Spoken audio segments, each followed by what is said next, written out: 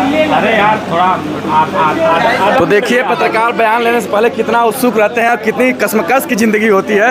आपको ये देखने को मिलेगा पत्रकार को करीब 12 घंटे से कवरेज कर रहे हैं और अभी भी उत्साह बना हुआ है। एक पूड़ी पर एक पूड़ी और थोड़ी सी सब्जी पर ये सारे पत्रकार कवरेज कर रहे हैं और लड्डू तो फेंक ही दिए, बदबू हो गया था उसमें। माहौल टाइट है अभी, एकदम टाइट है। जीत का कौन जिम्मेदार?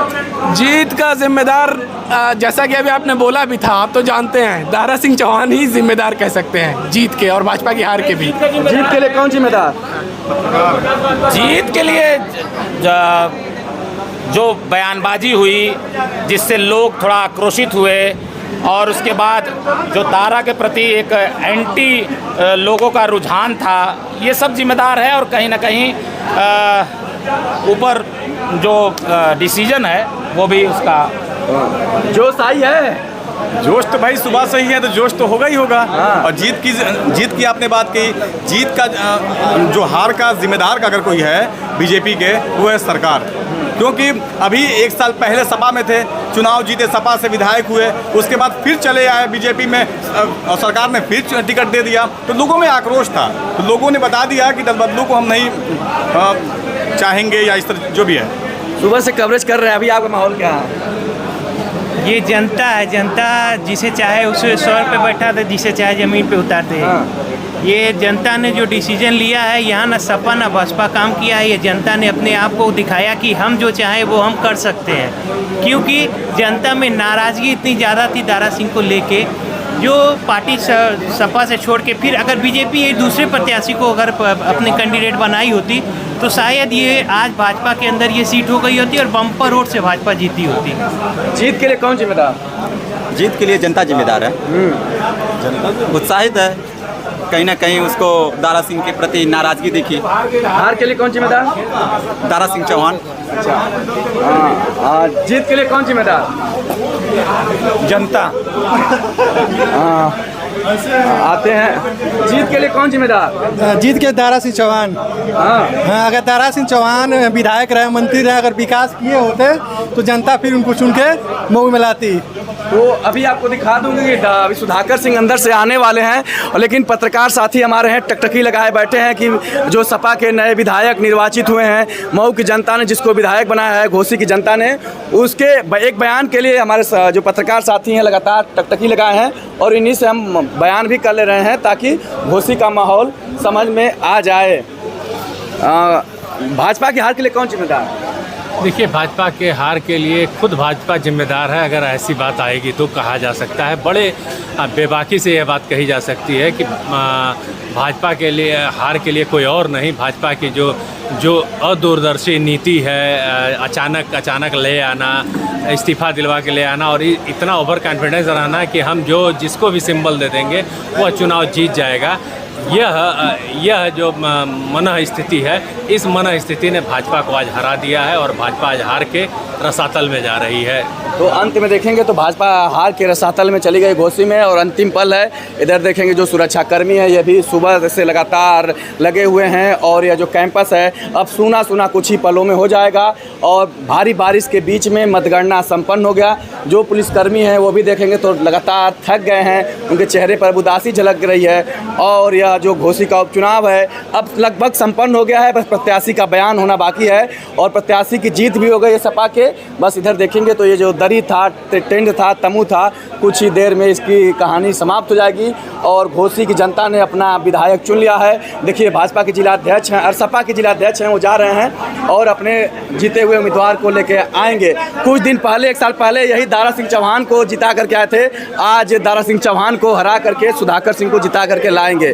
तो ये राजनीति का माहौल है, राजनीति का रंग है, राजनीति का रूप है। भाजपा के हार और सपा की जीत का वजह? हाँ, भाजपा के जीत और सपा के हार की वजह कुछ नहीं है, सिर्फ स्थानीय मुद्दा है। और स्थानीय मुद्दे में यहाँ के जो घोसी विधानसभा के मतदाता हैं, यह उनकी जीत है, उनके विश्वास की जीत है, उनके दृढ़ इच्छा शक्ति की जीत है कि उन्होंने अपने स्वविवेक से निर्णय लिया।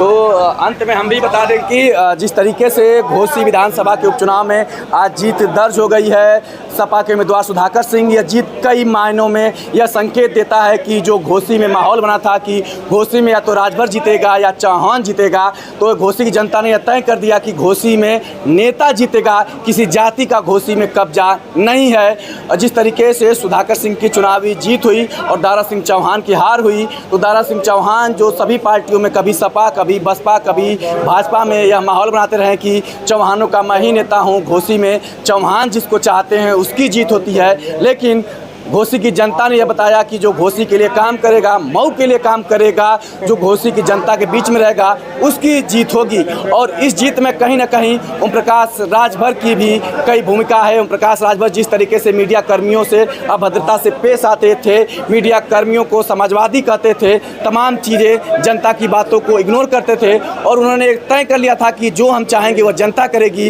राजभर करेंगे, चौहान करेंगे। लेकिन घोसी की जनता ने कहा कि नहीं, जो जनता चाहेगी वही तय होगा और जनता ने सुधाकर सिंह को विधायक बना करके चुना है। सुधाकर सिंह के जीत के कई मायने हो सकते हैं, भाजपा के हार के कई मायने हो सकते हैं, लेकिन अंत में बता दूं कि चुनावी माहौल बाहरी बनाम स्थानीय का रहा। दारा सिंह चौहान जो मऊ की राजनीति पर कब्जा जमाए थे और कहते थे दारा कभी नहीं हारा, दारा लगातार दल बदलता रहेगा, दारा जीतता रहेगा, लेकिन दारा चुनाव हार गया और अखिलेश यादव ने मन से कहा था दारा तो हारा, तो दारा हार गया है। और घोसी के लाल जो सपा के लोग कहना है घोसी के लाल की जीत हुई है, घोसी की जनता की जीत हुई है। और चुनाव परिणाम आने के बाद यानी कि घोसी में सपा के उम्मीदवार सुधाकर सिंह जीत गए हैं। मेरी आवाज़ भी कम हो रही है, अब यहीं से अपनी पत्रकारिता और पूरे चुनावी कवरेज को करते हैं ख़त्म। पूरे कमेंट करके बताइए कि पूरी चुनावी कवरेज कैसी रही, अभिषेक सिंह की पत्रकारिता कैसी रही। दारा के हार के लिए कौन जिम्मेदार है? ओम प्रकाश राजभर सबसे बड़े जिम्मेदार है, ओम प्रकाश राजभर। क्यों? क्यों?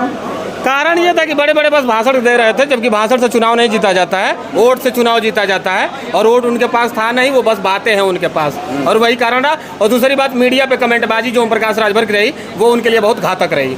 स्थानीय मीडिया को 500 रुपया वाला कहते थे कहीं का। असल बात है उनका वही लेवल है और जिस लेवल का इंसान होता है उसी लेवल का बात करता है, तो वो 2500 और 250 रुपया कर रहे हैं। शुरुआती उनका दौर देखा गया है, हम उनको बहुत छोटे थे तब से देख रहे हैं, वो 250 से शुरुआत किए तो 500 तक ही बात कर पाएंगे। तो जिसका जो लेवल होता है उसी की बात करेगा, चाहे उसको कहीं भी बैठा दो।